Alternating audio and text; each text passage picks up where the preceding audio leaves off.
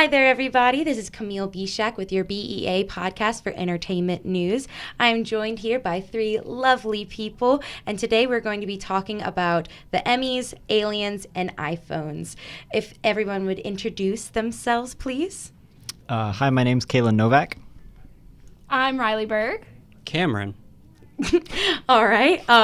So I am super excited. Today we're going to start off by talking about award shows. So the Emmys was last night. As we know, it's sort of the platinum age of television. And some of the topics we would like to talk about are Game of Thrones during this event and how there was no host at the Emmys. I wanted to start off, though, by talking about the red carpet of the Emmys. I've asked all three of my co-hosts if they would pick out some of their favorite fashion. What was it? Oh, I asked my co-hosts if they would pick out their favorite fashion looks from that night, and I have some myself that I would love to share. So, whoever wants to go first. One of my favorite looks was Joey King. She wore a beautiful red princess-ish silk dress thing. Looked very good. I like that. And then Billy Porter was in all of his glory. Bedazzled suit with like bell bottoms and pumps and just then the hat. Cowboy hat thing. I don't know. It was wonderful, whatever it was. But yeah, those are my two favorites. I was obsessed with Michelle Williams in her Louis Vuitton Sweetheart neckline. That was so great with all the appliques and stuff. And then also Kendall Jenner, who I didn't even know was going to be there, but I loved her outfit. She looked stunning. She looked so tall next to Kim I noticed that too. They were just like, she was just like, I always thought that like Kim was taller, but then I guess because her sister's a model, so of course she'd be the taller one than Kim, right? Right. I mean, she's like actually on runway, but. And did you see Kim Kardashian trip while she was coming out to No. present? Yeah, she stumbled while she was coming out. It made me laugh. No wonder they had like that quick cut. Okay. One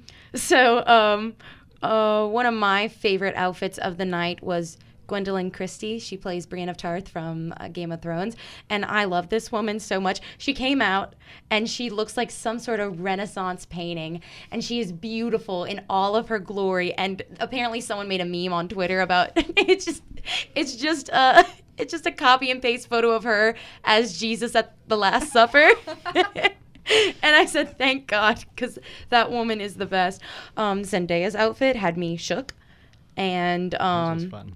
well, okay, so I'm going to butcher his name, but the guy that plays Jaime from Game of Thrones, Nikolaj Waldo, please forgive me, but he had like this beautiful black suit, but instead of like the regular like facing front, it was yellow, but like different shades of yellow, and it looked like pebbles, different colors, and then in between all of the different shades of yellow was gold thread, and it was beautiful. I think someone made a joke about it being Lannister gold or whatnot. What about you, Karen? Well, I really liked the red carpet. I thought it was very red this year. Nice scarlet. And just, I'd say pretty basic, but you don't want to mess up something classic. Yeah, it's a classic red. Why not? Yeah. The red carpet looks. Yeah. It's red carpet. You know what was great was I didn't even know he was going to be there either, but James Vanderbeek had the most stunning jacket. It was like this red. It was like understated but also elegant. Oh, Sterling K. Brown also had like a red like maroon thing, and it looked gorgeous on him. It did. I could not stand He was on it. It was fire. beautiful. I could dig it. I was so upset. And that he then didn't win. Laverne Cox's look was iconic as well with her clutch supporting trans rights, and that was awesome. I saw a lot of red and pink dresses, which was weird. Because there was like 7 different red and pink dresses. I don't know. Look through them. They all looked very similar. That's true. Moving on to the actual event itself, there was no host of the evening, and that was a big subject for everybody. I felt like even though they had no host, it moved very smoothly. And I was getting y'all's take, like, what are the pros and cons of having a host versus not having a host? Well, I think it's really a lesson that they learned from the Oscars this year, where they had that whole debacle where they literally could not find a host, and they did, but then that host blew it. But then it's just like, oh man, we don't have a host. What are we going to do? Not have one. man, this show's going by really fast. This is a nice pace. We're actually going through all the awards. This is nice. I guess Emmys just decided to follow that model because it's like no one really cares about the host except for the one year Andy Samberg was host. I love and did the Andy whole Samberg. musical number.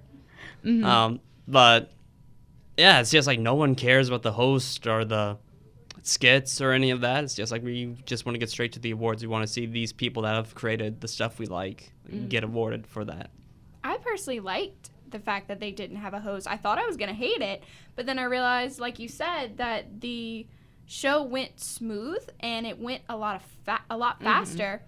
But also every presenter and everyone that was up there got to have their own little chance to be kind of a mini host or have their own little chance to have their little moment, and I really liked that. Me too. I felt like a sketch comedy, like different little bits with everyone. And I mean, some fell flat, but some were really, really funny. What about you, Kaelen?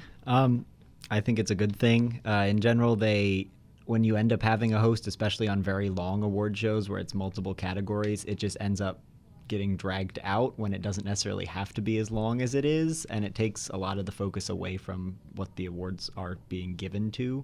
And so I think this is a nice way for things to go, because in previous years leading up to this, the show was dragged out as a spectacle event, but it ended up being much too long. Speaking about awards being given to, we can move on to what was everyone's favorite win of the night, or what was like your favorite moment of the night? None of them. Award shows are terrible. Oh, well, all right. That is a valid opinion. You, Riley? I loved the... What are you talking about? Who's up there with the statues? The statues? Oh, you're talking about Ben Stiller. Ben Stiller's moment with the statues. And like the wax museum of statues. The wax museum of statues, and then the third statue was a real person. I forgot his name, but I yeah. forgot his name too. I'm so sorry, whoever you are. You're brilliant and so talented, but I don't know who you are. Just the name escapes. Yeah, and then I was so happy that The Marvelous Mrs. Maisel won 2 Emmys, because That's been getting a lot of Emmys, really. Mm-hmm. Amazon it's racked good. it up. Yeah, Yes. they got a lot of awards. Mm-hmm. Good for Amazon. Yeah. I will say, I'll admit I don't watch that much mainstream television, but I was happy to see Crazy Ex-Girlfriend finally get some notification, and Rachel Bloom got her Emmy and she announced her pregnancy. That was nice. Oh, But- that's so sweet. That's great. Yeah, but also award shows are terrible and they're awful. Okay. And mainly, I'll say this is a completely different rant. I'll let you go because this fine. is a... I'm glad that Fleabag won a lot of things. It's a wonderful small show that has it doesn't have any filler episodes. It doesn't lose any traction as it's going. Has wonderful actors and actresses who also all got recognized in varying ways. And it opened me up to seeing other shows that I haven't seen yet, but I need to, because there are a whole bunch of them so are already many. on my list, but now there's even The more. Emmys just makes you so anxious. Like, I haven't seen any of this. I'm so behind on the culture. One of the but- great reasons I watch the award shows is to see what is popular and what I should be watching. Like, I know I need to watch Well, Fleabag. that's the thing. Yeah, now I Award need sh- to go watch that. In some areas, I agree with award shows. Like all the technical stuff, I get it. I know people didn't like the last season of Game of Thrones, but I think all the technical people really deserve all the credit that they got. But I'll admit, one thing I really hate is how the Emmys, I guess most award shows do animation. Because you know what won Best Animated Short Feature or whatever this year? Just a random episode of The Simpsons. This happens almost every year. It's either Simpsons or South Park. They alternate, more or less. And if you're lucky, you get like Beyond the Garden Wall or an actual good original thing that people like, but they literally don't care. Like, Usually it's a limited Yeah. series, and usually they don't even air. I don't believe they even air some of like the animation awards on the actual primetime Emmys. No. They do it They don't. they do it in the previous Sunday for creative rights. That was our creative artists. Yeah. So it doesn't get as much traction as the primetime Emmys. I do have to say my favorite one of the night was Patricia Arquette in Supporting Actress for a Limited Series. Yes. I loved the act. It was so good. I mean, I also did watch it because like the family was based in Louisiana, actually lived in the same city as they did. Wow. It was wild. Not like we lived in Slidell, so it was weird. Whenever she like spoke it in the first episode, I was like, wait, what? And it was like, I don't know how to take this information. But I'm very happy because Patricia Arquette was very beautiful and she always has great speeches and she talked beautifully about trans rights and just like she always has great speeches about activism and I love her. She's just always held a special place in my heart since Medium. Her speech was super heartfelt. But we're about to wrap up with the Emmys. Are there any final opinions, things we want to talk about? Can I just say, my favorite part of the Emmys is going in a Second and Charles, and all of a sudden there's a bunch of For Your Consideration DVDs of all the stuff all the screeners they've sent to like the Emmy people, but then they're just discarded and they're sold on eBay for like $20. Oh yeah, I remember. Like if you're a part of like what is it? Like whenever like a subscriber sure. service to apparently you get all these like DVDs of like all for the critics. newest for critics all the newest TV shows. I had a friend once that gave me like the first season of American Gods and like that's a show that I've been wanting to watch. I almost forgot we didn't talk about Game of Thrones, which was the biggest thing of the night. It had 32 nominations, which is one of the highest amount of nominations that a show has ever gotten. Which is nuts considering the season we got. Yeah, I was gonna say a lot of people were upset about the last season. However, it did win Best Drama. And it also won, the two main things that they won was Best Drama and Best Supporting Actor for Peter Dinklage. So any thoughts about Game of Thrones? I'm sorry. I mean, Peter Dinklage definitely deserved to get that Emmy eventually. Maybe not for this specific season, but it's just like, I feel like because they've slept on Game of Thrones so much, this is just like catching up. Because it's like, oh yeah, this was a big cultural thing, and we didn't give it that much credit. Mm-hmm. So even though it's its worst season, it's just like, oh yeah, you were pretty cool. You deserve all these awards and deserve to be remembered. Mm-hmm. I agree. Oh. All right, we're going to move on to a different topic, definitely away from the Emmys, but the alien raid happened. Did it even happen, though?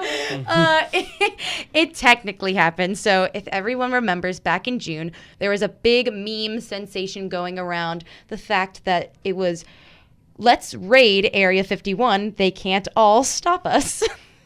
If y'all remember, it gained traction super quick, and soon hotels were being booked and people were spending money on Airbnbs, and they were literally like going ham, going die hard with this meme. What was y'all's opinion on what actually happened? It was almost everything I expected it to be, because when you get that many people hype about something, yeah, people will show up usually to just come and like see what actually happens, but majority of the time it's just going to be a large group of people coming out just to see it. It was like that with a lot of the Occupy Wall Street stuff. Like half the people who were there were just more to see it more so than participate in it, which is probably what ended up happening here. It's still interesting that so many people showed up, but how many people did show up? Do we know? Okay, so according to Time Magazine, they say somewhere around 5,000 was their low ball expectation, and their high ball expectation was 25,000, which I'm going with 5,000. I think sad. And you know what? Majority of those were spectators. Yeah. But I assumed, maybe that was wrong of me, but I assumed, a couple of very outgoing people were gonna try. Oh yeah. I definitely think the main star of the night was the guy that did the Naruto run in the background of a TV interview at Area 51 in Nevada. I think. I'm glad he has that immortality. God bless. All I have to say that is God bless. My other favorite spectator of the group. I don't even know of the festival. I'm gonna call it a festival because other people are calling it like Festival of aliens. Aliens. Stock instead of Woodstock. Oh, I love that. I Let's will call it say- Alien Stock. Alien Stock. Okay, so one of my other favorite people from Alien Stock was this woman who's holding a sign that says Jesus was an alien. She's not wrong, though. It was my favorite thing I saw. It was beautiful. However, I think everybody took it with light heart. I mean, That lady's got it all figured out. oh yeah, I think only 7 people got arrested, and it was for like disorderly conduct or trespassing. I don't know. I just know that it was under 10 people that got arrested. So I think people were just more like, it's a festival, Alien Stock, let's go. Yeah, it's like I want to be angry at these people and call them idiots, but just like if you have the time and the disposable income to just go to like a bunch of people just celebrating a very stupid idea, honestly, I can't stop you. That sounds amazing. More If power I to you. yeah. And isn't that the American dream? It pretty much is. really The American is. dream is just making a bunch of festivals about nothing. Oh, I love it. God bless America. Going in the middle of the desert to die so we can party. God bless the aliens. Yes, God bless the aliens. Real quick, if there was to be Alien Stock 2, would you go? Yes or no? Sure. If I had the money. Yeah, if I had the money, that'd be interesting. I feel like no. I think when we get to Alien Stock 2, it's just corporatized and it's not cool anymore.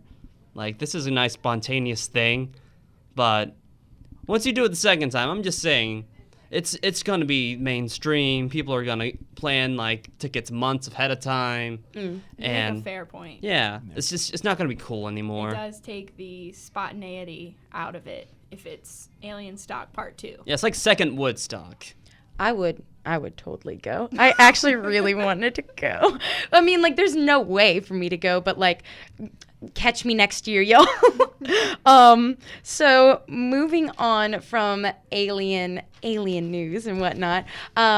So there was new iPhone news. Basically, last week, or I believe the week before, it was introduced the iPhone 11.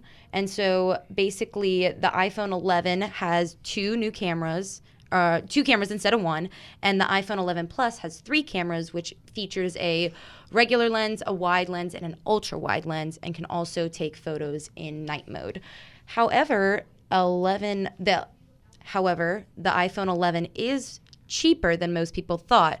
I was wondering, what were your thoughts about a new iPhone? Are y'all getting the new update on your phones right now? I believe it's called iOS 10, but I don't trust it. you don't trust it? I got a Explain. new Android phone that keeps telling me to get it was pre-used, but it's telling me to do a software update ever since I bought it. I don't trust it because this is what they do. They do it so your phone becomes obsolete. It happened with my old phone. My old phone worked okay until it kept getting updated, and then suddenly nothing worked. It was impossible to use to the point where I had to get my own. It's planned obsolescence, and honestly, it's very awful. It's a very awful thing. Well, plus last year, the whole, what was it? What's the right word? The whole lawsuit against Apple that was about them verifying that once you get an update or there's a new phone, like your phone does go slower. So I wanted to ask but besides that, I wanted to ask Kaelen, because I know that you do photography. Would you, like, what are your thoughts on the new cameras out? Or, like, do you think it would be beneficial to have a night mode in camera? Because, I mean, Android's been doing it. I Yeah, think. Kaelen. Yeah. Is it their goal to make cameras obsolete? Is that what they want? Is that your goal, Apple, to make cameras obsolete? I gotta know. This is a call out. I don't think so. It's cool that they're adding so many camera options, especially because Apple does a whole bunch of different things with being able to stitch together pictures or do slow motion or have both. For example, in this newest update, I think they're doing both. You can activate the front and back camera at the same time, so you can record both your face and whatever you're recording at the same time. The level that they went with the ultra wide lens is a bit ridiculous because it's equivalent to like a 13 millimeter lens, which is hard for you to get on an actual camera for like any non-ridiculous amount of money. But like, if I can just go out and buy an iPhone and now have a lens that would cost me more than the iPhone, like, more power to it. So are you saying I can take my college graduation photos on my iPhone now? Yeah. I mean, you could have done it before, but now it's Professionally done pictures. And I know the At iPhones home. have really powerful cameras. They do. Some filmmakers even just make movies just with iPhones. Like Steven Soderbergh's been doing that for like past several movies. This is definitely Apple trying to monopolize Well, cameras yeah. and photography. I see you, Apple. We That's- see you. They ain't invented sleek. selfies. That way no one wants You to ain't use actual slick. You cameras. ain't slick. You ain't smooth. I see you. All right, so we're wrapping it up for the day. I just wanted to tell y'all about some local news. So Mr. Southeastern is coming up October 2nd from 6 to 7:30 in the Student Union Theater. And Homecoming Week is also coming up, as well as No Hazing Week. So be looking at CAB's, looking at the Southeastern website or CAB's website for more information. So I'm not allowed to haze that week. No, you are You not. probably shouldn't haze at all. But especially not that week. especially not that. And then last but not least, St. Tammany is having their parish fair on October 4th from 11 a.m. to 9 p.m., I believe that weekend, at the St. Tammany Fairgrounds on North Columbia Street. I want to let every one of my beautiful and amazing co-hosts give their plugs for what they do, their Instagrams, their Twitters, whatever they like, and then we can wrap up. So whoever wants to go first. That's a lot of things. I am a costume designer and model and photographer and a whole bunch of other things. My more recent projects are on Kaelen.Novak on Instagram. And then I also run a photo a day Instagram called A Glimpse at the World. Fancy. I am a student, an avid dog lover, and my Instagram is Riles with 2 Z's 55. If you ever want to look at some pictures of my bald dog, go on. I love you, Riley. Do it up. And Cameron? My plug is this YouTube channel you're already on. You should watch more videos on it. Like and subscribe, all of them, and favorite, and comment, and share it with your friends. Share all these, not the podcast, but like all the actual videos, because those are mine. These aren't mine. Thanks, Cameron. Thanks for that, Cameron. Okay. I keep telling every time I say that I'm head of the YouTube, they're like, "Oh, can I see your videos?" I go, "No, you're not allowed to know who I am." The fear of being known. All right. Well, that is it. My name is DJ Cammy B. I am so happy that you decided to listen to us. Thank you so much from all of us here at the BEA Entertainment Podcast, and hopefully we will see you next time. Thank you. Bye-bye.